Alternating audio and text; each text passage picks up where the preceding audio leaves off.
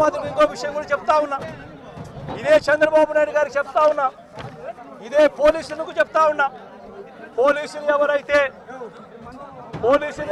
చంద్రబాబు నాయుడు గారిని మెప్పు కోసం, ఎవరైతే పోలీసులు చంద్రబాబు నాయుడు గారి మెప్పు కోసం ఎవరైతే వాళ్ళ టోపీ మీద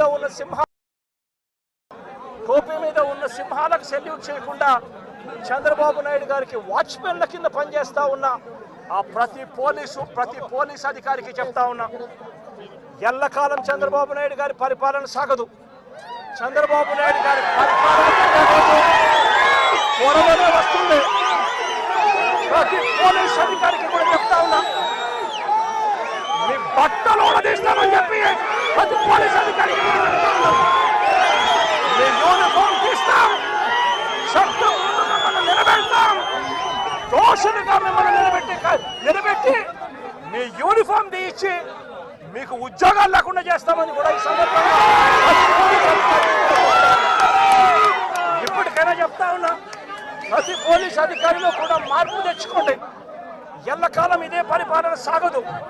మీరు చేసిన ప్రతి పనికి కూడా వడ్డీతో సహా లెక్కేసి మిమ్మల్ని దోషులుగా నిలబెట్టి మీతో కక్కిచ్చే కార్యక్రమం ఖచ్చితంగా చేస్తామని చెప్పి కూడా ఈ సందర్భంగా ప్రతి పోలీస్ అధికారికి కూడా చెప్తా ఉన్నాం. వీళ్ళు చేసిన ఏదో పనులు బయట పెట్టి దాని గురించి మాట్లాడితే దౌర్జన్యంలా ఉంది. ఎవరెవరు చేస్తారో అందరి మీద తిరిగి మేము రిటార్చ్ ఇస్తాం, తిరిగి పగ తెచ్చుకుంటాం అన్నారు.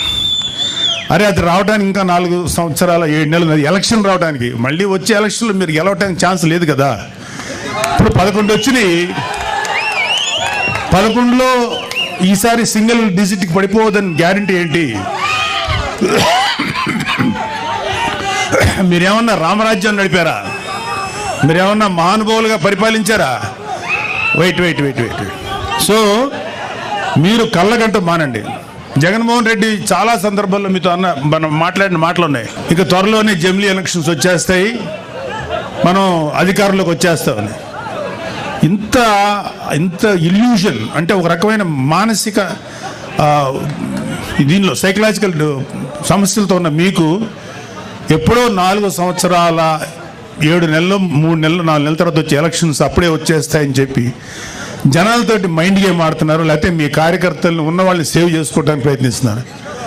అరే మీ పార్టీలో ఎంతమంది ఉంటారో ఇంకా తెలియదురా, అందరూ వచ్చేస్తారు. చాలామంది బయటకు వచ్చేసారు. మీరు రైట్ హ్యాండ్ అని పేరు పెట్టిన విజయసాయిరెడ్డి బయటకు వచ్చేసాడు.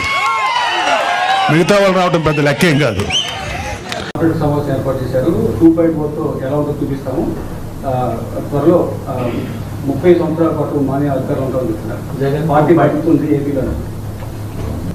ప్రజలు ఇంకా 1.0 నుంచే కోలుకోలేకపోతున్నారు స్వామి. ఎంతమంది దళితులు చంపారండి, ఎంతమంది బడుగు బలహీన వర్గాలు చంపారు, ఎంతమంది మైనారిటీ సోదరులు చంపారు గత ప్రభుత్వంలో. ఇక్కడున్న నాయకులందరిపైన కేసులు పెట్టారు. ప్రజలకి స్వేచ్ఛ ఎక్కడుండేది గత ప్రభుత్వంలో? మేము బయటికి రావాలనుకుంటే మా గేట్లకే తాడు కట్టారు కదా అన్నాడు. నా పైన 23 కేసులు పెట్టారు, అటెంప్ట్ మర్డర్ కేసు పెట్టారు, ఎస్సీ కేసు పెట్టారు. శాశ్వత భూ హక్కు చట్టం అని తీసుకొచ్చి ప్రజల భూముల్ని కాజేయడానికి ప్రయత్నించారు. ప్రజలు మర్చిపోయారు అనుకుంటున్నారా? ఆయన ఎవరు మర్చిపోలేదు. ఎన్నికల ముందర కూడా నా ఎంట్రీగా ఎవరు పీకలేరు అన్నారు. ఏమైంది? ప్రజలు ఎన్ని ఎంట్రీలు పీకారో చెప్పండి.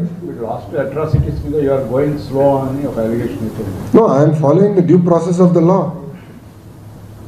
If I don't follow the due process of the law, tomorrow you will question me saying that this is vindictive politics. Madam is here. Immediately what you will say, you are vindictive in nature. I have to follow the due process of the law.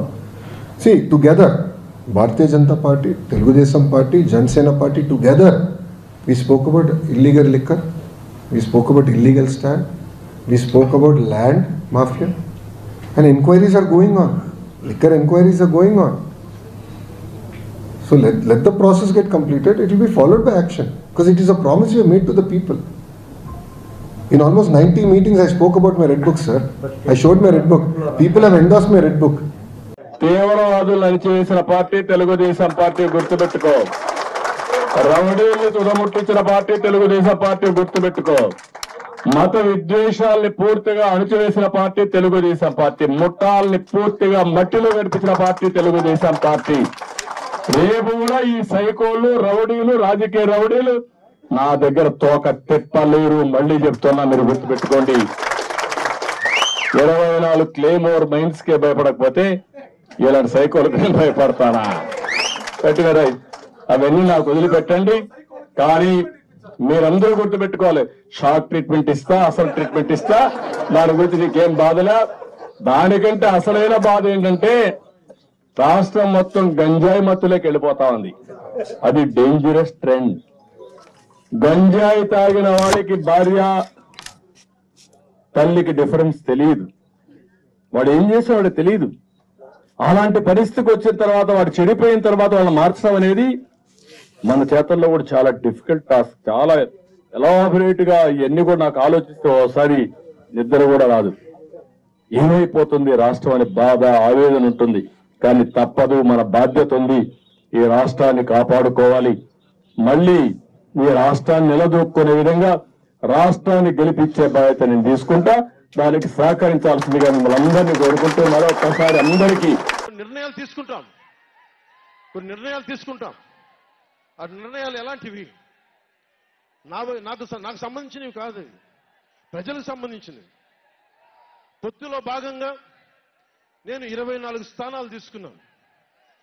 24 assembly స్థానాలు తీసుకుంటే ఇంతేనా అంటున్నారు. 24ఏనా? ఇంతేనా?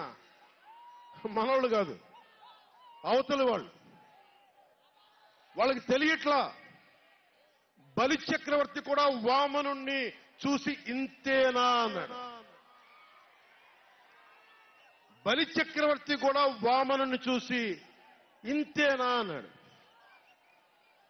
నెత్తి మీద కాలు పెట్టి బలి చక్రవర్తిని అధాపాతాళానికి తొక్కుతున్నప్పుడు తెలిసింది ఎంతో అని.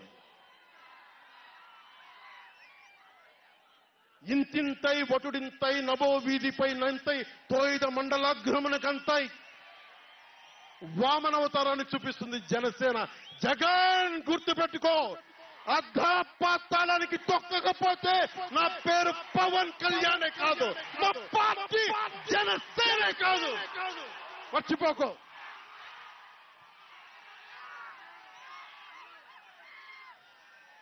రేపు ఎన్నికలైనప్పుడు వైసీపీ వాళ్ళకి తెలుస్తోంది మనం ఎంతో. నెత్తి మీద కాలేసి తొక్కుతాం కదా, అప్పుడు అర్థమవుతుంది నేనేంటో.